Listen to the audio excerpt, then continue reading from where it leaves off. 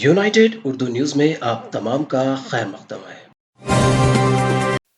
शहर हैदराबाद में कर्नाटक की प्राइवेट बस हादसे का शिकार हो गई, ताहम इस हादसे में तमाम मुसाफिरीन महफूज रहे। इस बस के ड्राइवर ने इसका तवाज़ुन खो दिया और ये बस मंगल की सुबह खैरताबाद के रीजनल ट्रांसपोर्ट अथॉरिटी के दफ्तर के करीब सड़क के दरमियानी हिस्से से टकरा गई। पुलिस ने बताया कि हादसे के वक्त बस में तकरीबन 40 मुसाफिरीन सवार थे। इस हादसे के नतीजे में सड़क और उसके अतराफ बड़े पैमाने पर ट्रैफिक जाम हो गई। इत्तला मिलते ही पुलिस वहां पहुंची, जिसने क्रेन की मदद से बस को वहां से हटाते हुए ट्रैफिक को बहाल करने का काम किया।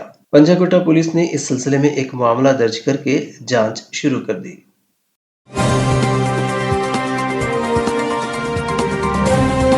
हमारी हिम्मत अफजाई के लिए इस चैनल को सब्सक्राइब करिए, वीडियो को लाइक करिए और शेयर करिए।